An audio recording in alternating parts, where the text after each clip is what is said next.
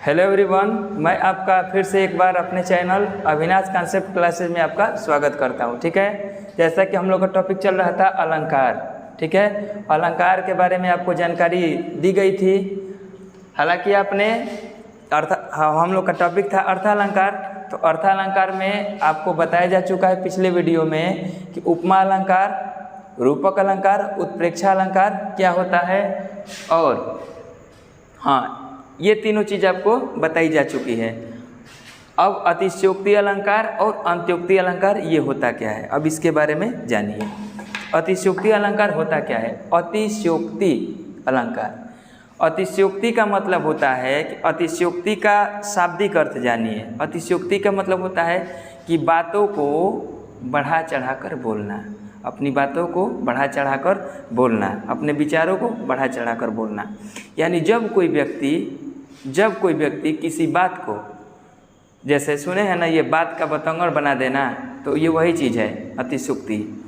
यानी जब अपनी बातों को खूब बढ़ा चढ़ाकर बोलना, जैसे ऐसा लग जाए कि वास्तव में ये ऐसा हो नहीं सकता, ये झूठ बोल रहा है ना, मतलब बढ़ा चढ़ाकर बोला जा रहा है, तो उसे ही हम अतिशयोक्ति अलंकार कहते हैं। ठीक है, तो अतिशयोक्ति अलंकार की परिभाषा ये होती है कि जब अपनी बातों को बढ़ा चढ़ाकर कही जाए तो वहाँ पर अतिशयोक्ति अलंकार होता है। जैसे ये, आइए उसको एग्जाम्पल के माध्यम से जानते हैं कि उसकी परिभाषा देखिए अतिशयोक्ति की, कि बढ़ा चढ़ाकर बातों को कहना ही क्या है, अतिशयोक्ति अलंकार है। उदाहरण देखिए, इसका उदाहरण जैसे ही देखेंगे तो ये आप अगर उसका अर्थ निकालेंगे तो आपको समझ में आ जाएगा कि इसमें अतिशयोक्ति अलंकार ही है। जैसे हनुमान जी की पूंछ में लग न पाई आग, हनुमान जी की पूंछ में लग न पाई आग, लंका शीघ्री जल गई, गए निशाचर भाग। ये पंक्तियाँ कहाँ की हैं? तो ये पंक्तियाँ उस समय की है कि जब हनुमान जी वहाँ रावण के यहाँ चले गए थे, लंका में गए थे, तो रावण ने अपने सेना को आदेश दिया कि इस बंदर की पूंछ में आग लगा दिया जाए। तो ये वहीं से पंक्तियाँ अवतरित हुई हैं, है ना। तो कहा जा रहा है कि हनुमान जी की पूंछ में लग न पाई आग, यानी अभी हनुमान जी की पूंछ में आग भी नहीं लगी है, हनुमान जी की पूंछ में अभी आग भी नहीं लगी थी। लंका शीघ्री जल गई, यानी लंका शीघ्र ही जल गई, गए निशाचर भाग। निशाचर यानी राक्षस, यानी हनुमान जी की पूंछ में अभी आग भी नहीं लगी थी, हनुमान जी की पूंछ में लग न पाई आग, यानी हनुमान जी की पूंछ में अभी आग भी नहीं लगी थी। लंका शीघ्री जल गई, गए निशाचर भाग, यानी अभी उनकी पूंछ में आग भी नहीं लगी थी, तब तक पता चला कि लंका शीघ्र जल भी गई और सारे निशाचर यानी सारे राक्षस भाग भी गए। तो ये क्या है, लग रहा है ना कि बातों को बढ़ा चढ़ाकर बोला जा रहा है। हनुमान जी हालांकि जलाए थे, लंका को क्या किए थे, वो जला दिए थे, लेकिन पूंछ में आग लगने के बाद, लेकिन यहाँ पर पंक्तियाँ कुछ बढ़ा चढ़ाकर कही गई है, जिसके कारण इसमें अतिशयोक्ति अलंकार है। अब है अंत्योक्ति अलंकार। तो अंत्योक्ति अलंकार क्या होता है, तो इसके बारे में जानिए कि जब बातों को सीधे न कहकर बातों को घुमा फिरा कर कहना, यानी जब आप अपनी बातों को सीधे न कह के घुमा फिरा कर कहते हैं तो क्या होता है, वहाँ पर अंत्योक्ति अलंकार होता है, यानी डायरेक्ट न कहना, घुमा फिरा कर अपनी बातों को कहना। जैसे आइए उदाहरण देखें, तो माली आवत देख कर कलियन करी पुकार, यानी माली आ रहा है, माली आवत देकर, माली आ रहा है, कोई छोटा सा बगीचा है, तो माली को आवत देख कर कलियन करी पुकार, कलियाँ पुकार कर रही हैं, यानी जो पौधे के, यानी पौधा का अभी विकसित होने से पहले वाला जो रूप होता है उसे कली बोलते हैं। तो मालिन आवत देख कलियन करी पुकार, फूले फूले चुन लिए कबहिन हमारी बार, यानी वो माली आता है, वो क्या करता है, जो फूल तैयार हो चुके हैं, यानी जो कलियाँ फूल का रूप ले चुकी है उनको चुन लेता है, यानी चुन कर लेकर चला जाता है। तो उसको आते हुए देखकर वो जो कलियाँ हैं वो कहती हैं कि मालिन आवत देख कलियन करी पुकार, माली आवत देख कलियन करी पुकार, फूले फूले चुन लिए कबहिन हमारी बार। यानी ये कह रहा है कि माली जो है फूल को चुन लिया, कभी ना कभी इनकी भी बारी आएगी, तो वो अपनी बातों को कलियाँ क्या कर रही है, घुमा फिरा कर कह रही हैं, जिसके कारण यहाँ पर अंत्योक्ति अलंकार है। क्लियर हुआ? तो विभावना किसे कहते हैं? विभावना। इसका मतलब ये होता है कि अगर आपसे पूछे कि विभावना अलंकार किसे कहते हैं, तो जब कोई घटना बिना आधार के ही घटित हो जाए, जब कोई घटना बिना आधार के ही घटित हो जाए तो उसे हम विभावना कहते हैं। घटना तो घटित होगी लेकिन बिना आधार का ही वो घटित हो जाएगा, तो इसे हम कहते हैं विभावना अलंकार। ठीक है, जैसा इसका एक उदाहरण है कि बिनुपद चले या बिनुपग चले, है ना।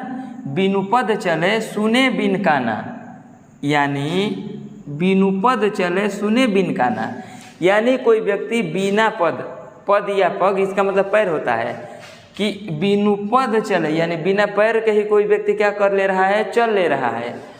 सुने बिन काना, और बिना कान का ही सुन ले रहा है। यानी घटना कैसे हो रही है, बिना आधार की ही वो घटना घटित हो जा रही है, जिसके कारण ये विभावना अलंकार है। क्लियर हुआ? तो जब कोई घटना बिना आधार की घटित होती हो तो उसे हम विभावना अलंकार कहते हैं, जिसका उदाहरण आपके सामने ये है कि बिनुपद चले सुने बिन काना, यानी बिना पद का कोई व्यक्ति चल ले रहा है और सुने बिन काना। अब आगे जाने विरोधाभास अलंकार, ये क्या होता है भाई? तो विरोधाभास अलंकार का मतलब ये होता है कि किन्हीं दो पंक्तियों को आप पढ़ेंगे। विरोधाभास का मतलब जानिए कि इसमें होता ही है कि आप दी गई पंक्तियों को पढ़ेंगे, पहली पंक्ति में लगेगा कि ये कैसा, मतलब पहली पंक्ति और दूसरी पंक्ति में लगेगा कि ये विरोध हो रहा है, बातों का विरोध किया गया है, यानी दोनों पंक्तियों के अर्थ में क्या है, विरोध है।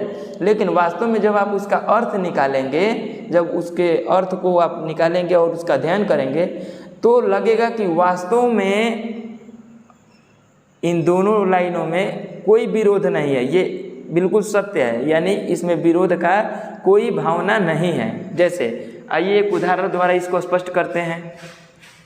या अनुरागी चित्त की गति न समझे कोई, है ना। या अनुरागी चित्त की गति न समझे कोई, यानी या अनुरागी चित्त की गति न समझे कोई, जो जो बूढ़े श्याम रंग त्यों त्यों उज्जवल होए। देखिए ये जो पहली लाइन है इसकी पुष्टि ये दूसरी लाइन करेगा। देखिए जो जो बूढ़े श्याम रंग, यानी जो जो श्याम रंग का मतलब सांवला काला रंग, और त्यों त्यों उज्जवल होए, है ना।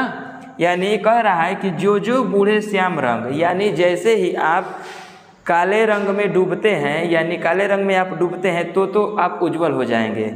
इसमें लग रहा है ना कि जैसे कोई व्यक्ति श्याम रंग यानी काला रंग में डूब रहा है तो वो उज्जवल कैसे होगा, ये प्रश्न है ना। जैसे काले रंग में आप डूब रहे हैं तो आप उज्जवल कैसे होंगे, ये विरोध का भाव प्रकट हो रहा है, दोनों एक दूसरे के विरोधाभास लग रहे हैं। लेकिन जब इसका जब आप अर्थ देखेंगे कि ये पंक्तियाँ कह क्या रही हैं, वास्तव में इसका अर्थ क्या है, तब आपको पता चल जाएगा कि इन दोनों में कोई विरोध नहीं है, अर्थ में कोई अंतर नहीं है, ये बिल्कुल पुष्टि कर रहे हैं। तो जो जो बूढ़े श्याम रंग त्यों त्यों उज्जवल हो, एक बार क्या था काला रंग, यानी आप जितना काला रंग में डूबेंगे उतना ही आप उज्जवल होंगे। ये और ये आपस में विरोध भाव प्रकट कर रहे हैं, लेकिन आप इसका अर्थ निकालिए कि जो जो बूढ़े श्याम रंग। अब श्याम रंग का मतलब होता है कि भगवान की भक्ति, भगवान श्री कृष्ण की भक्ति, यानी जैसे जैसे आप, कवि ने कहा है कि जो जो बूढ़े श्याम रंग, जैसे जैसे आप भगवान श्री कृष्ण की भक्ति में लीन होते जाएंगे, उसमें डूबेंगे, ठीक है। यानी जैसे भगवान श्री कृष्ण की भक्ति में आप डूबेंगे तो आप क्या करेंगे, उनकी भक्ति भाव में डूबेंगे, त्यों त्यों आप उज्जवल होए, त्यों त्यों आप क्या होते जाएंगे, उज्जवल होते जाएंगे। क्लियर हुआ? तो ये क्या था, ये विरोधाभास अलंकार था कि पंक्तियों में लगेगा कि विरोध किया गया है, लेकिन वास्तव में विरोध होता नहीं है। जब आप अर्थ निकालेंगे तब ये आपको पता चल जाएगा। क्लियर हुआ?